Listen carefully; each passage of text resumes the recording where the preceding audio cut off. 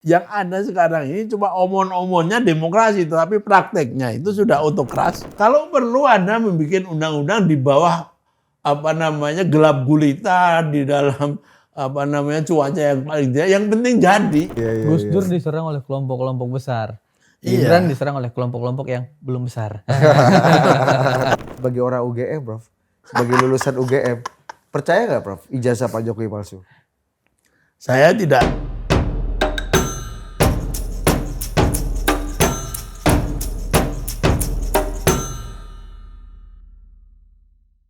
Bicara tentang tentara, Oke. kita masuk ke topik yang duniawi ini, Bel. Oke, lompat dulu. Tadi udah kita bicara soal tentara-tentara nih, Tentara, karena tentara. Prof Ikam bukannya gimana ya, tapi saya mengagumi bagaimana tentara apa Prof tadi? Memiliki decision, has been making yang diikuti. Betul. Iya. Jadi top down ya. Iya. Kemarin kan lagi rame nih, Prof. Iya. Forum Purnawirawan TNI. Nah, itu top down juga tuh. Iya, dari mulai ada yang bintangnya 4 sampai ada nama Pak Tris Sutrisno juga ikut membubuhkan tanda tangan di manifesto itu. Ikut mengkoreksi juga, Bang. Ada koreksi. Kata Tempo. Oh iya. Iya. Tapi intinya Pak Tri sepakat atau setuju dengan 8 poin yang dibubuhkan di situ.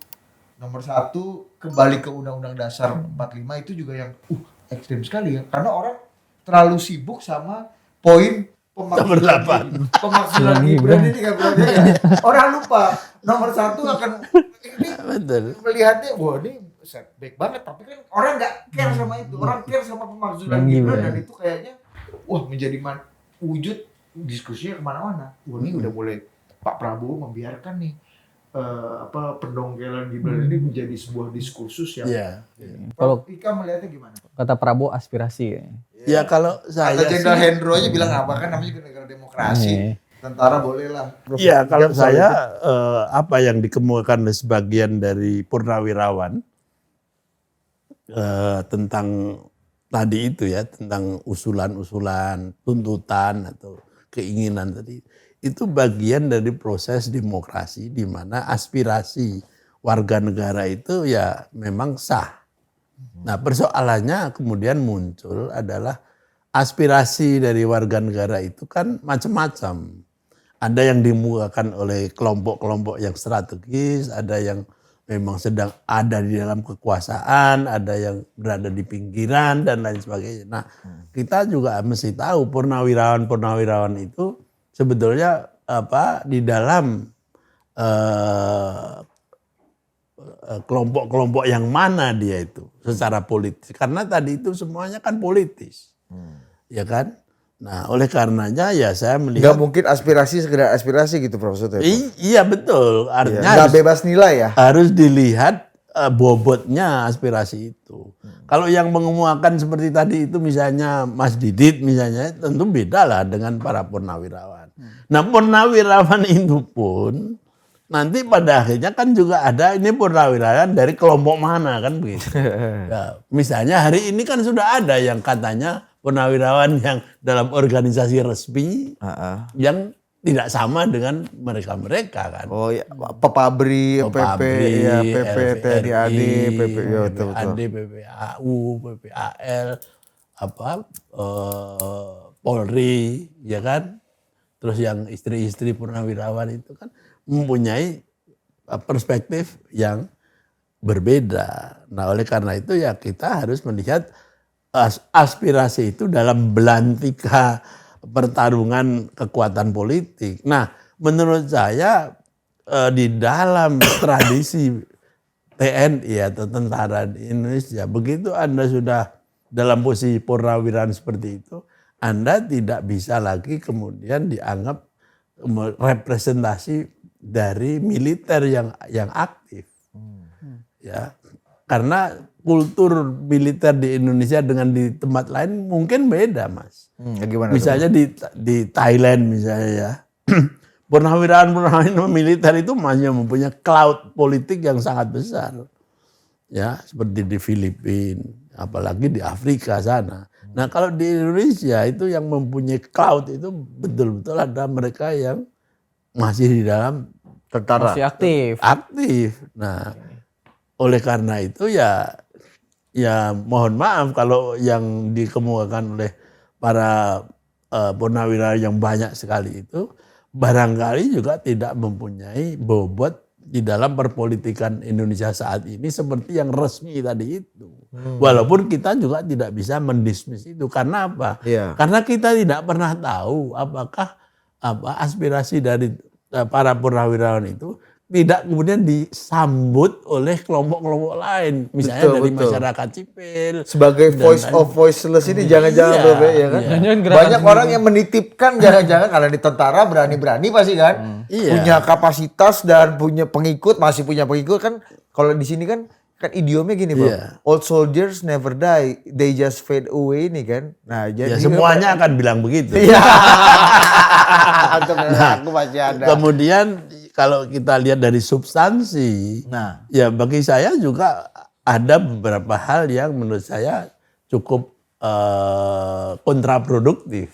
gimana? Kalau tidak dielaborasi dengan baik dan kemudian disosialisasikan. Misalnya tadi yang disinggung oleh Mas Didit, misalnya bicara tentang kembali ke Undang-Undang Dasar 1945. Barangkali ya ide untuk kembali seperti itu seolah-olah tidak ada persoalan kan. Karena ini juga aspirasi kan. Ada orang yang suka yang masih asli pakai shot tadi itu.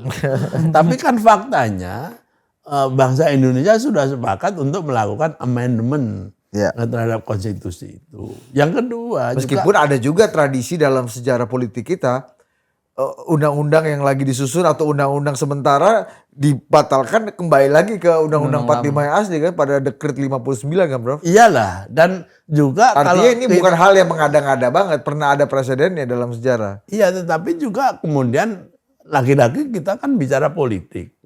Kalau kemudian yang sepakat bahwa Undang-Undang Dasar 45 yang asli tadi itu sudah diamandemen, padahal Undang-Undang Dasar 45 yang asli tadi itu juga dipakai untuk menjustifikasi rezim-rezim otoriter sebelumnya. Apakah orang tidak berhak juga untuk menginterpretasikan seperti itu? Oh, kalau gitu sebagian dari purnawirawan itu pengen balik kepada old game kan, permainan yang lama kan begitu. Ini kan akan juga menjadi persoalan. Ya kan, nah mungkin yang resmi, kelompok purnawirawan yang resmi hati-hati untuk menyambut yang seperti itu. Iya. Nah itu satu. Kemudian yang kedua juga dari segi kelompok masyarakat sipil yang kritis. Ini kan juga akan menjadi persoalan kalau substansi dari tuntutan para purnawirawan itu kemudian dikembalikan kepada kenapa mereka tidak bicara tentang undang-undang revisi undang-undang TNI yang baru saja muncul dan disahkan. Karena itu jelas-jelas kontroversial di kalangan masyarakat sipil. Bahwa para purnawirawan yang ratusan ini tidak mengadres itu berarti ada self interest dong. Karena ini undang-undang yang dianggap quote unquote memperkuat Iya, nah TNI gitu. kalau dihubungkan dengan yang pertama tadi, ya kan match. Berarti mereka itu memang mempunyai self interest untuk kembali kepada Old game ini. old game tadi itu, ya itu. Kemudian ada juga kalau saya tidak salah itu tuntutan terhadap hati-hati terhadap revisi undang-undang Polri kan. Iya. Oh iya. Yang Ada nomor revisi- berapa itu? Revisi Iya, Undang iya. Polri. Aku sambil cek ya Prof ya ininya Iya. supaya kita nggak salah nih kan biar lengkap. Iya. Ada rencana. Nah, kalau kita bicara tentang itu, maka kemudian yang muncul adalah Anda self interest untuk tetap melindungi atau mempercayai posisi TNI di dalam undang-undang revisi itu, tapi kenapa Anda mengurusi Polri begitu kan? Iya. Makanya tidak heran kalau kemudian kelompok Polri itu kemudian tidak setuju juga dengan mereka kan begitu, Mas. Iya. Nah iya. Nah kemudian yang paling seru itu adalah ya soal Gibran tadi itu, ya kan, yang kemudian menjadi mengundang spekulasi. Betul. Mungkin mula-mula tidak ada keinginan untuk spekulatif seperti bahwa ini kemudian ingin melakukan semacam impeachment, kemudian beda dengan Jokowi dan mungkin mereka concern terhadap kualitas dari vice president itu. Nah karena artikulasi dari politik mereka, aspirasi itu kemudian tidak diformulasikan dengan baik. Bahkan seolah-olah itu adalah gugatan agar ini di-impeach, kan begitu. Iya. Nah kalau sudah seperti itu, maka ya itu resiko dari wacana politik. Anda kan tidak bisa mengontrol unintended consequences dari apa yang Anda katakan kan. Nah itu mestinya ya kemudian diadres sendiri oleh siapa yang diminta oleh para veteran itu atau dijadikan diskusi publik. Ya, sehingga aspirasi beliau-beliau itu dianggap tetap positif bagi jalannya demokrasi walaupun kita menganggap dengan cara yang atau menanggapi dengan cara yang sangat kritis seperti saya. Iya. Dan mungkin omongan saya juga akan dibantah oleh para veteran itu. Well, it's okay kan? It's okay. Iya Kan? Tapi kalau dalam konteks tadi, bagaimana pernyataan-pernyataan itu apakah akan mengganggu atau merusak pertumbuhan dan perjalanan demokrasi kita, akan setback? Soal itu gimana perspektifnya? Kalau menurut saya ini kan perbedaan pendapat yang kecil di dalam elit saja, Mas. Menurut saya tidak besar kok soal ini. Ini tidak ada. Ini cuma ya kepentingan di dalam elit saja itu. Tidak ada sesuatu yang sangat serius di dalam soal kayak begini. Ini soal miskomunikasi antara orang-orang yang memang masih ingin tetap relevan, ingin aspirasinya didengar dan sebagainya. Ini tidak berbicara mengenai satu perubahan struktural atau perubahan-perubahan yang sangat serius yang akan mempengaruhi geopolitik Indonesia dan sebagainya. Dan ya, ini lebih merupakan aspirasi kelompok-kelompok yang ada di dalam elit politik aja. Jadi ya tapi kan lagi-lagi di dalam dinamika politik kadang-kadang ada yang bisa lepas kontrol akhirnya menjadi sesuatu yang lain. Kan? Unintended consequences tadi, Prof. Ya? Nah misalnya saja ini misalnya kan ini sudah mulai ada kesepakatan, bukan kesepakatan ya, kecocokan antara mereka yang ngomong tentang aspirasi para purnawirawan itu dengan orang-orang yang mempunyai gagasan mengenai gugatan terhadap ijazahnya Pak Jokowi. Seolah-olah itu klop dua, padahal kan belum tentu. Betul. Saya tidak mengatakan tidak loh Mas, tapi belum tentu kan. Betul. Iya. Ada di satu kubu yang sama. Kita anggap ini satu barang yang sama, padahal belum tentu. Sama-sama dijual di warteg, cuma satu sop, satu soto kan, beda. Tetapi kalau kita lihat dari reaksi kalangan masyarakat sipil yang kritis, tidak ada hubungannya. Mereka belum menyambut apa-apa. Baik mengenai soal ijazah palsu maupun mengenai aspirasi purnawirawan. Kan belum ada, Komnas HAM belum bicara apa-apa, misalnya Amnesty International juga belum bicara apa-apa. Mungkin nanti akan bicara pada akhirnya, tapi at least sampai hari ini belum ada respons itu. Ya, artinya tidak serius. Tapi dari segi politik dan intelijen gitu Prof ya. Kenapa isu ini, dan ini kan sebenarnya kalau kita lihat ini kan jenderal-jenderal yang memang dari dulu kita tahu kritis ya. Memang sudah banyak forum-forum yang mereka hadiri untuk bisa melepaskan kritik kepada pemerintahan bahkan sejak zaman Pak Jokowi gitu kan.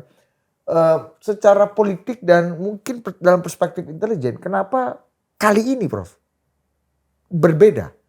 Diseriusi, jadi gelombangnya agak besar dan menjadi isu yang agak agak dominan dalam diskursus politik kita.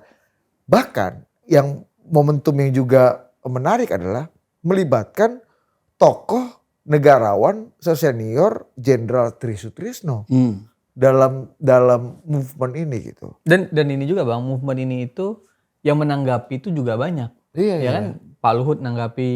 Iya, kampungan itu. Kalau Pak Luhut udah kawannya Prof Ikam nih kan, di kabinet dulu kan, ya kan. Kampungan nak dunia lagi nggak stabil, nggak baik-baik aja nggak mikir ya, gitu-gitulah. Ditanggapi Pak Prabowo untuk bilang ya nggak apa-apa itu aspirasi. Jadi movementnya itu bukan hanya besar di internal mereka, tapi eksternalnya di luar itu disambut.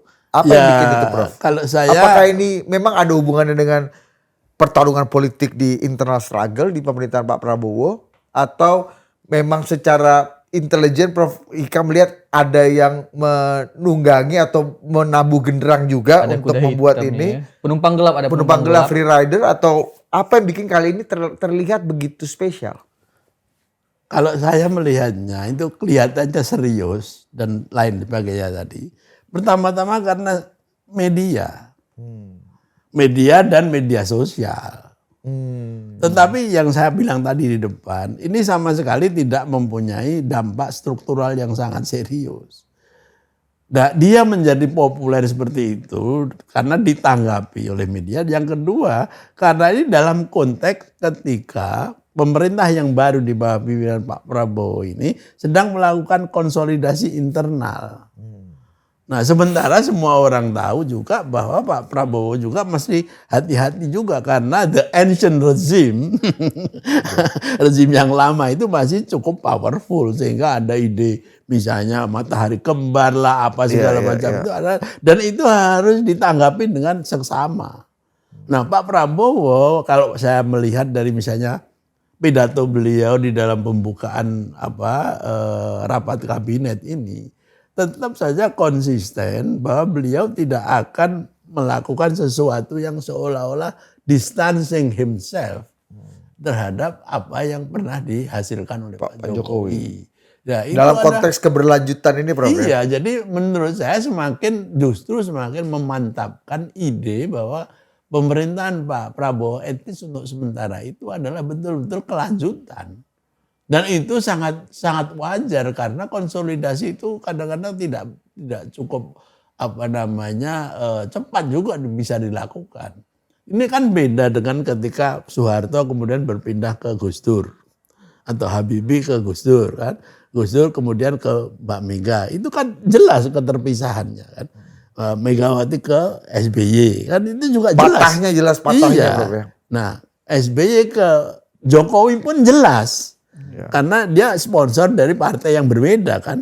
Tapi ketika Pak Jokowi ke Prabowo, Pak Prabowo sendiri mengatakan bahwa beliau itu berhutang budi dalam pengertian cawe-cawenya Pak Jokowi diperlukan. Kemudian mengatakan juga bahwa pemerintahannya adalah kelanjutan. Nah, oleh karena itu, kalau kemudian Pak Prabowo ingin kemudian mandiri, tetap harus melakukan sesuatu yang berhati-hati. Nah, satu. Yang kedua, konteks Pak Prabowo sekarang ini bukan di dalam konteks Indonesia sedang baik-baik saja. Terutama dari segi ekonomi. Kalau tidak hati-hati, itu krisis ekonomi betul-betul bisa memukul Indonesia kan. Dan ini juga akan mempengaruhi proses konsolidasi internal dari Pak Prabowo. Nah, oleh karenanya itu Pak Prabowo bersikap sangat bijak dalam pengertian bahwa beliau tidak akan rocking the boat. Apalagi di situ ada yang namanya vice president atau wakil presiden yang namanya Pak Gibran itu yang adalah juga putranya dari Pak Jokowi. Ada wajah Jokowi di situ. Iya, jadi di dalam situ makanya Pak Prabowo ya. Kemudian dalam merespon segala macam riak-riak kecil-kecil di dalam internal ini, beliau lebih bagus menggunakan strategi komunikasi, ya itu wajar saja. Tapi tentu saja harus ada batas-batas. Oleh karena itu kadang-kadang kita juga melihat dalam hal-hal tertentu beliau akan backup posisi Pak Jokowi. Misalnya soal ijazah palsu. Terang-terangan kalau beliau mengatakan itu ijazah aja dibicarakan, nanti ijazah saya juga akan diutek-utek kan begitu. Udah ngomong gitu ya Pak Prabowo? Iya kan di dalam pembukaan. Oh kemarin ya Pak Iya. iya, karena kita justru menanti nih Pak Prabowo kasih address kan ya, soal Pak. walaupun hanya singkat sekali itu, tapi orang sudah statement. mendapatkan semacam kesan bahwa kalau Anda sudah mulai ngomong soal kayak begitu, you better be careful. Oh, itu warning ya Prof ya? Ya bukan warning, tapi paling tidak memberikan isyarat bahwa beliau serius di dalam mempertahankan smoothness dalam pergeseran itu. Aku mau nanya to be frank ya Prof ya. Menurut Prof Hikam, ini Pak Prabowo banyak melanjutkan Pak Jokowi atau Oh sudah jelas. atau justru malah lihat patah, karena gini Prof, ini yang aku pahami aja ngelihat ya Prof ya. Kayaknya Pak Prabowo nggak meneruskan, nggak serius nih nerusin IKN. Kayaknya Pak Prabowo nggak lagi nih bangun infrastruktur. Gitu loh Prof. Ada hal-hal yang signature Jokowi. Kayaknya jangan-jangan kalau Anies Baswedan atau Ganjar yang menang bisa betul-betul melanjutkan Pak Jokowi gitu. Jadi Kayaknya kalau kita, saya kita coba melihat- lihat secara detail ya. Yang terbaca jadinya Pak Prabowo itu di lisannya aja seolah-olah Exactly. sangat dekat dengan Pak Jokowi, tapi secara program dan apa kenyataan nggak terkesan tuh. Karena ini apakah itu lip service atau seia kata dan perbuatan kalau Prof Vika melihat? Dalam politik tidak bisa hitam putih seperti itu, Mas. Makanya saya tadi kan mengatakan for the time being, untuk sementara dalam konsolidasi internal sekarang ini Pak Prabowo tidak banyak pilihan kecuali melanjutkan hal-hal yang kemudian akan memaintain pergeseran ini dengan baik. Tidak abrupt seperti sebelum-sebelumnya yang memang ada keterpisahan yang jelas. Iya. Nah, oleh karena ini, apakah kemudian Pak Prabowo nanti akan melanjutkan seperti konsisten seperti ini atau akan ada pemisahan-pemisahan? Itu kita lihat nanti. Tetapi ini dalam konteks Indonesia yang sedang tidak baik-baik saja dalam pengertian ekonomi ini, memang susah untuk 100% melanjutkan semua, misalnya IKN. Iya. Iya kan? Itu MBG saja itu yang menjadi semacam Signature yang utama dari Pak Prabowo saja, itu juga nanti mesti harus diprioritaskan daripada IKN oleh Pak Prabowo. Jadi karena ini novelty-nya Pak Prabowo gitu ya. Kemungkinan untuk betul-betul tidak terlalu fokus kepada IKN juga ada, tetapi kan statementnya kan tetap komitmen terhadap IKN. Karena ini adalah juga merupakan signature dari Pak Jokowi juga. Iya. Jadi paling tidak placating him agar supaya beliau tetap harus ada kontinuitas. Jadi melihat perpolitikan seperti ini tidak bisa kemudian karena Pak Prabowo baru maka kemudian semua harus enggak, itu realitas dinamika politik yang ada sekarang ini mesti harus diperhatikan. Nah, menurut saya tidak ada sesuatu yang betul-betul mengharuskan Pak Prabowo itu untuk mengambil jarak. Karena struktur di dalam perpolitikan Indonesia itu masih tetap sama dalam zaman Pak Jokowi. Apa? Yaitu oligarki tetap number one. Semacam kelompok paling strategis di dalam struktur politik sekarang. Dua, the rise of military and police force di dalam elit politik Indonesia itu tetap akan ada di sekarang dan mungkin akan lebih besar. Ya. Nah, kemudian yang ketiga seperti tren di dalam Pak Jokowi selama 10 tahun adalah lemahnya masyarakat sipil. Nah, kalau strukturnya masih tetap seperti ini, kayaknya susah untuk misalnya kan kalau Mas Didit familiar ya, membandingkan Indonesia di bawah Pak Prabowo ini dengan misalnya Burkina Faso di bawah Ibrahim Traore ini yang sangat jelas di dalam sebagai tentara yang kemudian menasionalisasi semuanya, kemudian memihak Afrikanisme melawan Barat dan inward looking lah kayak ini ya. Iya, sangat nggak mungkin karena struktur yang ada di dalam dua negara ini betul-betul berbeda.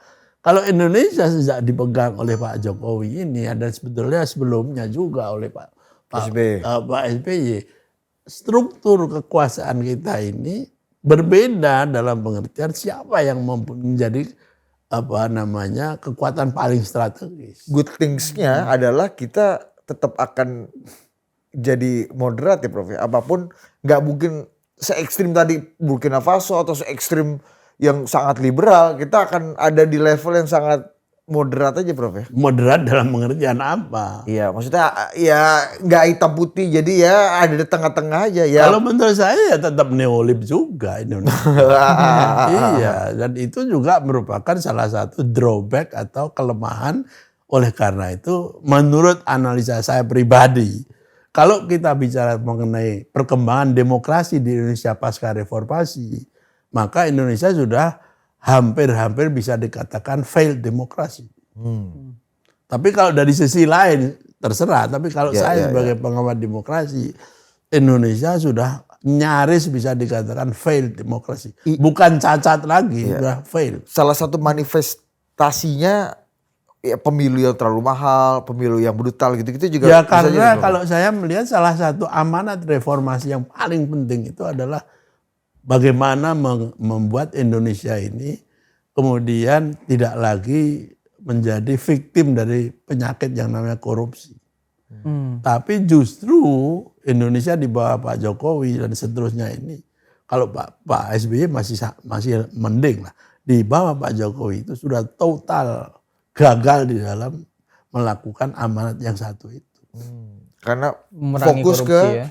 ekonomi sebagai panglima mungkin bro. Ya karena neoliberalisme itu yang kemudian menjadi bagian dari, dan semakin kuatnya oligarki sebagai tumpuan dari struktur politik Indonesia. Karena lagi-lagi demokrasi yang sangat costly, yang mahal, sehingga ya para aktor-aktor politiknya harus tersandra dengan ya oligarki yang menjadi tumpuan tadi. Ya. Nah, salah satu ide yang mungkin ini masuk lagi, gue jadi kepikiran. Ide yang mungkin coba dilontarkan presiden untuk mungkin mengobati sedikit atau mengikis sedikit lah problematika demokrasi yang tadi Prof. Ikam risaukan adalah coba merecall lagi pemilu langsung di level daerah. Kita dengar dalam paket rencana pembahasan paket undang-undang politik dalam beberapa waktu ke depan, entah di pertengahan tahun ini, entah di akhir tahun ini, entah di tahun depan, salah satu yang coba dimanifestasikan adalah ide Pak Prabowo yang sudah secara terbuka beliau katakan berkali-kali bahwa pilkada kita kembalikan lagi ke DPRD. Karena beliau bilang, lihat nih, ini yang menang pemilu aja wajahnya kusut-kusut nih kan, ya kan, wajahnya utang banyak ini. Apalagi yang kalah gitu-gitulah. Dia untuk menggambarkan gimana brutalnya dan mahalnya pemilu langsung di Indonesia. Prof. Ika melihatnya gimana? Ya kalau hanya dilihat soal biaya, memang justified. Tapi persoalannya, kenapa ada fenomena biaya seperti itu? Apakah di negara demokrasi yang lain seperti itu? Kalau iya, makanya justified. Kalau enggak, berarti something wrong dengan pembiayaan demokrasi yang seperti itu. Jangan-jangan sudah ada distorsi terhadap demokrasi atau praktek demokrasi sehingga menciptakan satu demokrasi yang kemudian mahal sehingga kemudian demokrasinya yang disalahkan. Iya kan? Misalnya di Amerika yang sudah 250 tahun. Emangnya semahal Indonesia? Kan enggak juga. Karena di sana aturannya jelas sekali. Siapa yang boleh membantu dan di bagian apa, dan akuntabilitas partai-partai politik, dua partai politik itu dan kandidat-kandidat di dalam menyebarkan atau mengemukakan biaya yang mereka pakai. Dan di tempat-tempat lain seperti di Jepang, di Inggris dan lain sebagainya. Kenapa di Indonesia bisa begitu? Jangan-jangan karena ada yang salah di dalam praktek bagaimana mempengaruhi masyarakat untuk memilih, yaitu dengan misalnya membribe orang dengan money politik. Jadi bukan demokrasinya yang salah. Jadi bukan. Jadi manifestonya itu bukan mengganti sistem harusnya, tapi menegakkan aturan dengan jelas. Gitu maksudnya kan, Prof. Ika? Bukan cuma itu, Mas. Kita memahami yang namanya demokrasi di Indonesia itu kayak apa.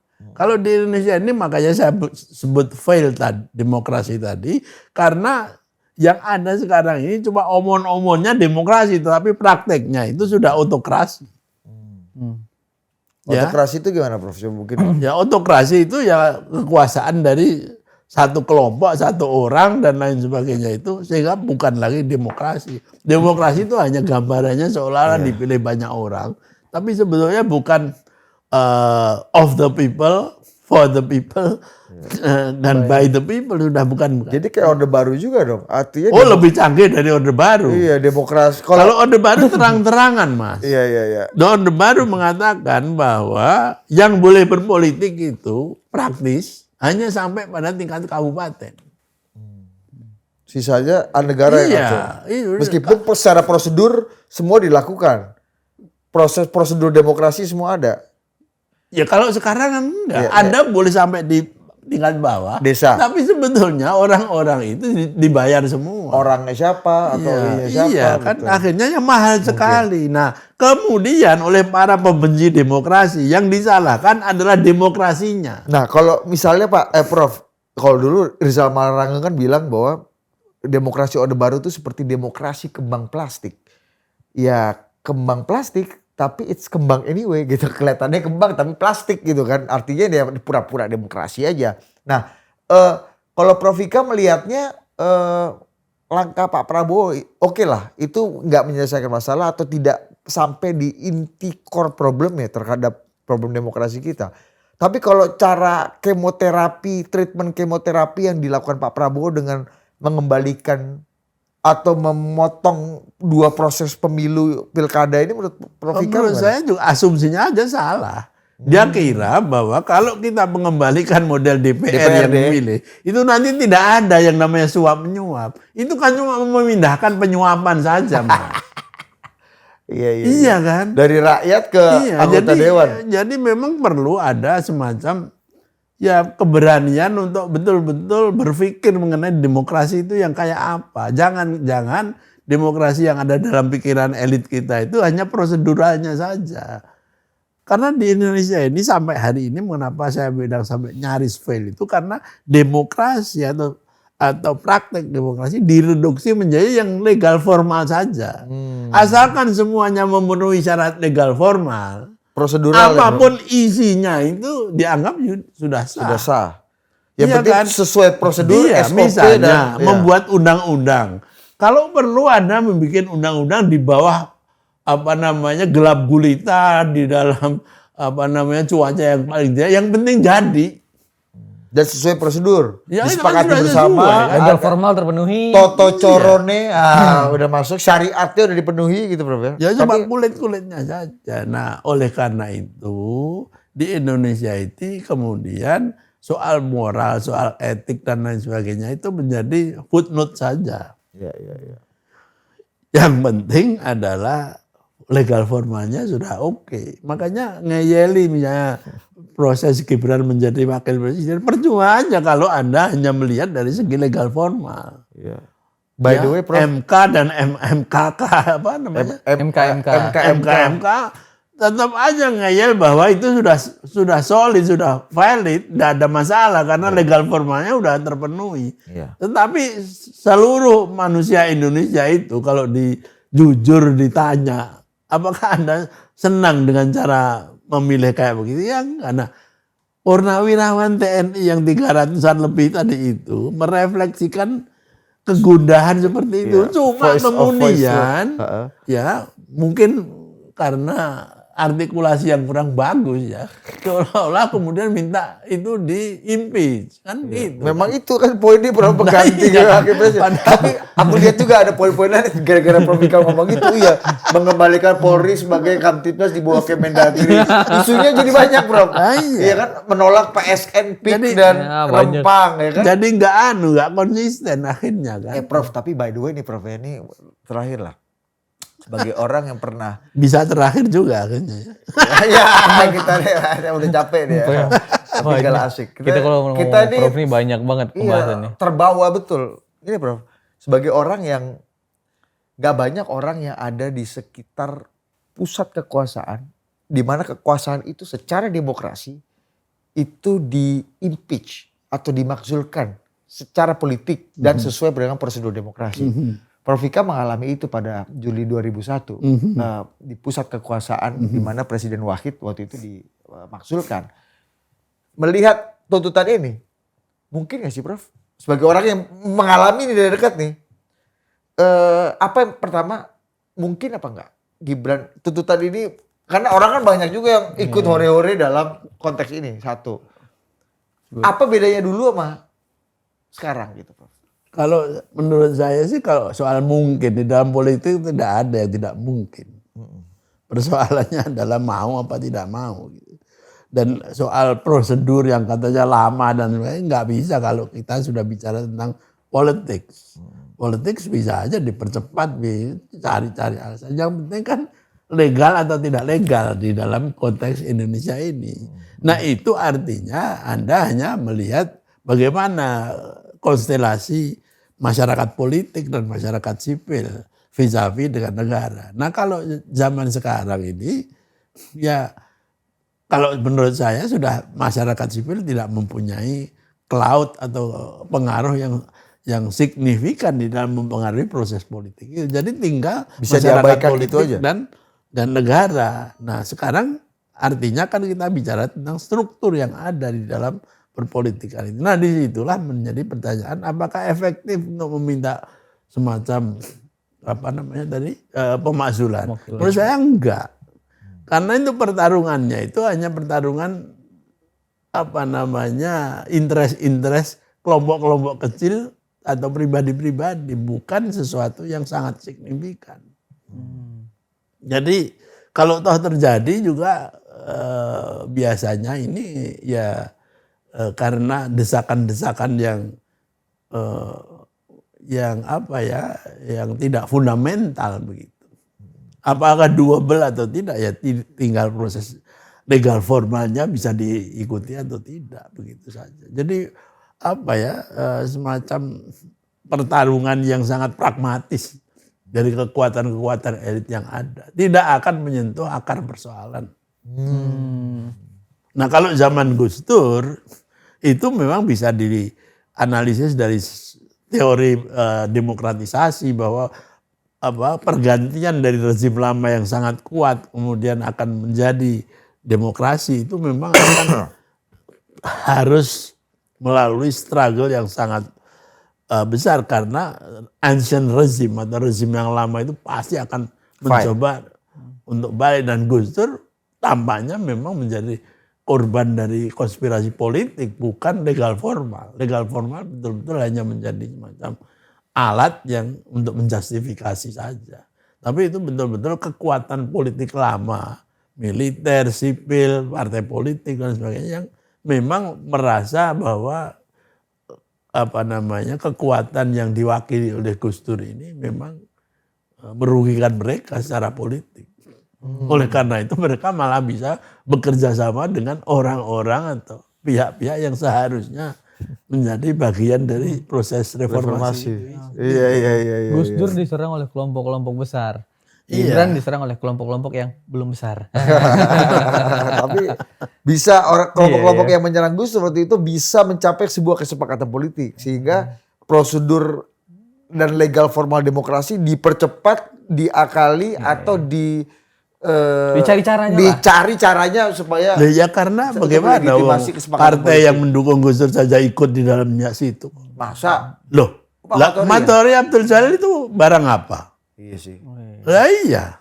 Ternyata Gus Dur diserang dari internalnya sendiri. Almarhum Pak Matori berani Gus? Pak Prof ya? Ya namanya politik kok. Zaman Khalifah Umar, Khalifah Utsman, Khalifah Ali bin Abi Thalib sama-sama Muslim, sama-sama pengikut. Tapi bukannya waktu itu cuma PKB yang last man standing untuk tetap mempertahankan Gus Dur, atau PKB gimana titiknya PKB juga ikut terlibat dalam game changernya di mana ya? Iya, Prof. Ya kalau soal meskipun kita tahu impeachment prosesnya PKB kan tinggal satu-satunya yang tidak mau. Tapi kalau dari segi politik, ya Matori Abdul Jalil juga bagian dari konspiratorial proses itu sendiri kan. Meskipun kita tahu ujung-ujungnya Pak Matori almarhum dapat ganjaran jabatan. Ya karena itu kan, emangnya dapat bisa jadi Menhan kalau tidak ikut bagian dari dapat hadiah seperti itu. Karena dalam politik there is no free lunch ini. Ada, free lunch hanya ada di programnya Pak Prabowo. MBG. Makan bergizi gratis ini kan. makanya di dalam politik Indonesia itu antara yang legal formal dan politik itu mesti kita harus hati-hati sekali. Karena tidak mungkin kita menganggap bahwa apa yang legal formal itu mesti otomatis politically sound. Belum tentu, malah sebaliknya. Iya. Prof, ini terakhir banget. Boleh dijawab singkat, boleh dijawab agak panjang, terserah Prof lah. sebagai orang UGM, Prof, sebagai lulusan UGM, percaya nggak, Prof, ijazah Pak Jokowi palsu? Saya tidak dalam posisi Enggak. percaya atau tidak Gini. percaya. Gimana Prof melihat perdebatan yang menurutku ya agak ramutu ini sebenarnya ya? Memang very unfortunate. Karena menurut saya pribadi ini Mas, ini urusannya sebenarnya sangat private. Artinya urusan dari Pak Jokowi pribadi. Itu menjadi complicated seperti ini karena UGM sendiri sebagai lembaga kemudian ikut-ikutan di dalam peristiwa itu dan tidak jelas posisinya. Posisinya UGM itu sebagai pembela Pak Jokowi atau pembela institusi. Kan susah karena on the one hand Gajah Mada atau rektor Gajah Mada dan anak buahnya itu kemudian menghadirkan saksi-saksi mengenai validitas Pak Jokowi sebagai alumni. Itu kan udah urusan Pak Jokowi kan. Tapi on the other hand, Gajah Madanya tidak mau kemudian mendisclose apa yang dia miliki sebagai bukti ketika bukti itu diminta. Tapi kan memang kalau kata Gajah Mada bahkan ya mungkin Pak Jokowi kan statement dari rektorat udah ada, dari dekanat udah ada. Kan udah preskon juga mereka. Saksi-saksi udah ada. Dan Pak Jokowi merasa bahwa, loh kamu siapa? Aku harus membuktikan ke kamu bahwa ijazahku ada. Hanya pengadilan atau proses hukum atau otoritas yang berhak yang boleh meminta saya untuk quote-unquote gitulah bahasanya kurang lebih. Aku akan nunjukin kamu ke otoritas yang memang betul-betul justru punya di sini otoritas. yang menjadi problematik ketika di Solo terakhir ini pengadilan menginginkan agar supaya ada perdamaian. Harusnya pihak-pihak itu datang semua termasuk Pak Jokowi. Karena di situ nanti akan diminta misalnya saja menunjukkan ijazahnya ini. Bukannya lagi ini Prof, lagi pelaporan polisi Di sekarang Polda Metro proses. ya. Exactly. Kenapa dia memilih menjadi ke Jakarta untuk memilih itu kalau memang menghendaki bahwa pengadilan lah yang berhak untuk meminta saya untuk menunjukkan itu. Politically menurut Prof Hikam nih sebagai orang politik nih, pengamat politik ataupun mantan pemain.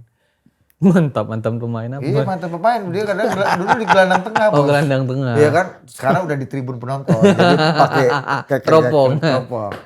Pak Jokowi menikmati juga nggak, Bro? Oh ya, kemudian dia punya interest paling tidak. Iya. Menikmati juga nggak hingar-bingar? Paling tidak dengan cara seperti itu. Ada yang mengatakan misalnya seperti mantan menteri siapa itu Awaludin itu. Hamid Awaludin. Awaludin mengatakan bahwa Pak Jokowi menurut beliau itu, menurut Pak Awaludin menginginkan tetap dirinya itu relevan di dalam percaturan perpolitikan ini. Ya, bahkan beliau mengatakan ini Pak Jokowi sedang bermain sebagai victim, kan begitu. Dan Playing itu victim. Nah, kalau menurut saya keanehan yang paling nyata di sini, makanya saya tidak menjudge apakah palsu atau tidak palsu, ada hanya keanehan saja, absurditasnya adalah kalau memang Pak Jokowi mau cepat tidak ada masalah apa-apa, menunjukkan aja di situ, sudah selesai kan. Tetapi begitu diprolong dan Gajah Mada kemudian ikut di dalam fray, di dalam pertarungan kayak begini ini, akhirnya menjadi kemana-mana. Dan semakin ini diulik dengan forensik digital, makin ketahuan. Jadi keriwian jadi gerojokan.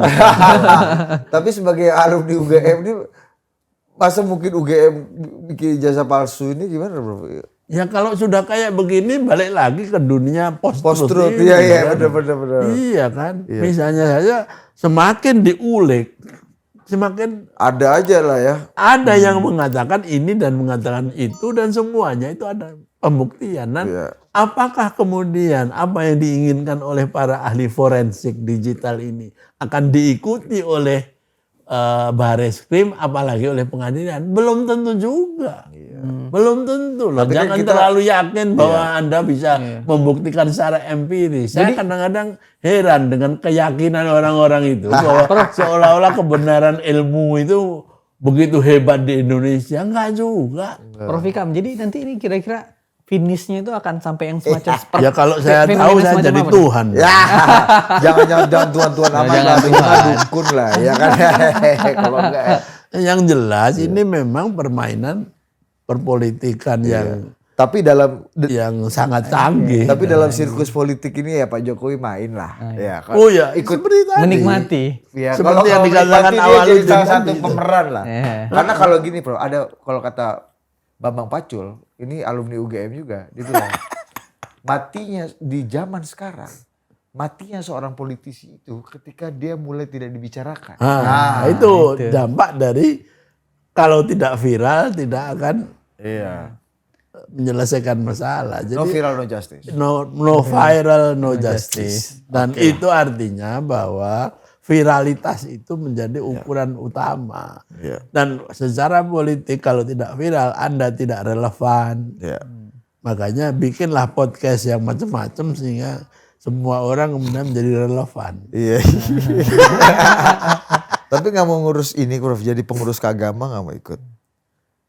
Biar jadi calon presiden. Wah, Kan ada udah ada ini. Kalau nggak dua agama calon- PBNU lah ya. Ya udah kan, Udah. Kalau keagama ini bos, karena trajektori calon presiden selain gubernur Jakarta harus jadi pengurus keagama Iya, dulu. tapi Prof. kan dengan kasus ini kan UGM juga bagaimanapun itu namanya juga tercemar juga. Mau suka mau tidak. Perkara Anda setuju dengan atau tidak setuju dengan persoalan palsu atau tidaknya. Tetap saja nama UGM itu Udah ini Prof. iya. Udah payah. Sekarang Prof Mahfud sahabatnya Prof Ikam aja jadi podcaster juga kayak kita Oh, nih iya. kan, iya kan. Ini ujungnya sama-sama podcast kita nih kan. Supaya tetap relevan. Iya. Karena Betul, benar iya. matinya kata Bang Pacul, matinya politisi di era sekarang adalah ketika dia mulai Tidak tidak dibicarakan. Nah, Iya. Oke, kalau Oke. gitu. Kamsia Prof. Terima kasih banyak, Lama juga Prof kita Ikam. diskusi nih Prof. Nanti Iya, jadi iya. 2 episode sih. Iya, tapi asik lah. Asik. Asik ya kalau ketemu orang dengan Wah, pengalaman, wisdom, cerita, lucu, wisdom, lengkap lah. Itulah NO bos. Canggih bos. Oke, Oke. sampai jumpa. Terima kasih teman-teman.